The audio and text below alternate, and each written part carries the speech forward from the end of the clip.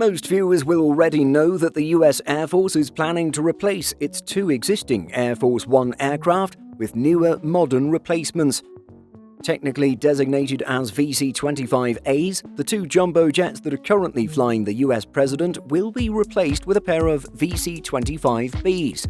The former are based on the Boeing 747-200, while the latter are modified 747-8i aircraft. Most people who follow aviation news will also know that this large project is drastically over budget and far behind schedule. Indeed, it's been a slow and bumpy road for Boeing, who is contracted to do the modification work. With all of this in mind, let's examine the status of Air Force One as of late 2023.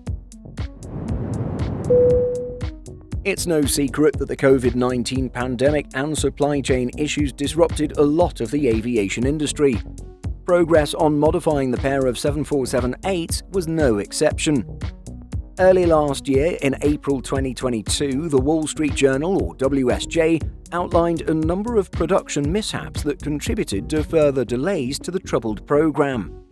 According to the WSJ, one of the mishaps involved shifting the weight of the aircraft from a scaffold-like structure to jacks that were not designated to take that much weight. While there were initial concerns about potential wing damage, the US Air Force confirmed no damage to the jet was involved. Other Air Force One issues centered around employee certifications, following procedures, documentation, drug testing, and the 2018 discovery of empty tequila bottles on board one of the aircraft. The report added that an Air Force spokeswoman said the situation was corrected and actions taken to prevent reoccurrence. Just days after this report came out, Boeing's CEO had something to say about the unfortunate financial situation the project had put his company in. Indeed, CEO Dave Calhoun expressed regret over the deal his predecessor made with the US government. During the company's earnings call in April 2022, Mr. Calhoun said, "Air Force One, I'm just going to call a very unique moment, a very unique negotiation, a very unique set of risks that Boeing probably shouldn't have taken. But we are where we are, and we're going to deliver great airplanes, and we're going to recognize the costs associated with it." It was back in 2018 that Boeing CEO at the time Dennis Muilenburg and then US President Donald Trump sealed a $3.9 billion fixed-price deal for the two highly customized Boeing 747-8 jets.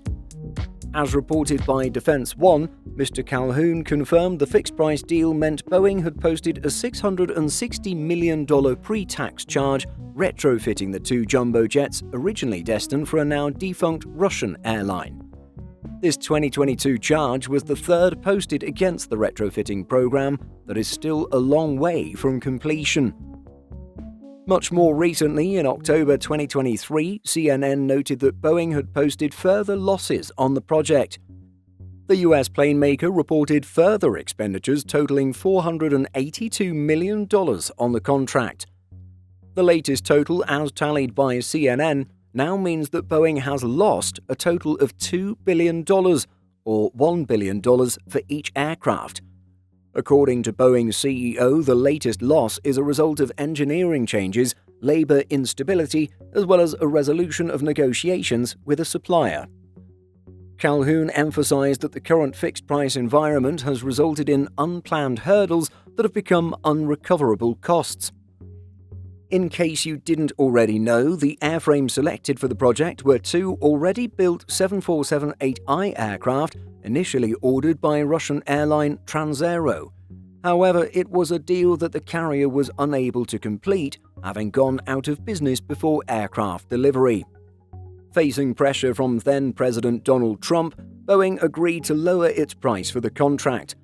Speaking with CNN, a White House spokesperson stated at the time, President Trump has reached an informal deal with Boeing on a fixed-price contract for the new Air Force One program.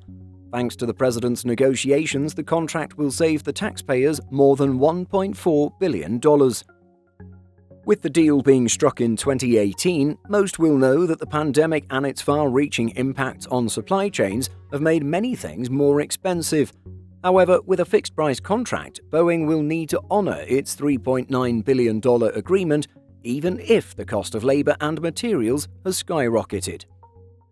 On June 11, 2022, Bloomberg reported that US Air Force Chief Weapons Buyer Andrew Hunter said the fixed-price agreement created an inherent conflict between the two sides.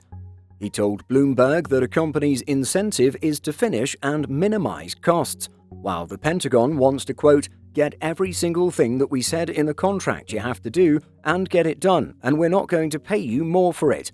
I don't think the structure of the contract drove the issues that we have seen with the program, but having a fixed-price contract like this, it does raise challenges with how we manage those issues when they arise. Delays to the program are the other big update for the Air Force One jets. Even before the global health crisis, but after making the agreement with Trump, Boeing found itself stretched thin with company resources, pouring vast amounts of time and energy into getting the 737 MAX recertified with regulators around the world. More company resources were subsequently spent dealing with an extended 787 delivery stoppage and resolving production issues flagged by the FAA. Last year, the first aircraft delivery was set to be in 2025.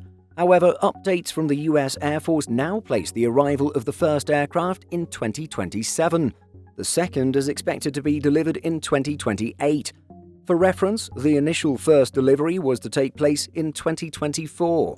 This now sees the program some 3 years behind schedule. The far less important update on the jets has to do with their livery. Announced in the summer of 2022, the President and his administration stated that he wouldn't be adopting the Air Force One livery proposed by former President Trump. The reason cited was increased costs associated with the dark blue paint scheme. The original concept art for the jet previously displayed a red, white and blue livery because it had been publicly expressed as a preferred livery in 2019 when former President Trump was in office. Trump initially decided the aircraft would display a design based on the colors of the American flag, but the reaction to the decision was mixed. A thermal study later concluded the design's dark blue color would require additional qualification testing from the Federal Aviation Administration, or FAA, for several commercial components due to heat in certain environments.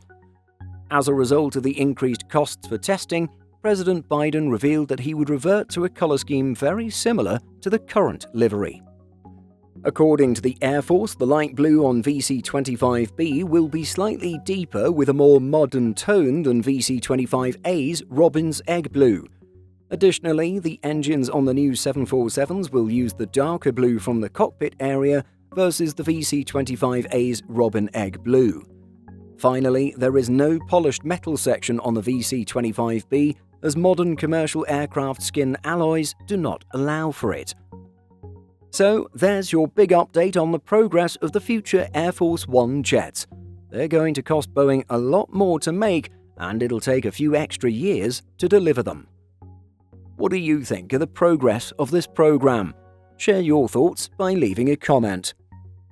Simple Flying publishes over 150 articles every week. If you're looking for the latest aviation news and insights, visit simpleflying.com.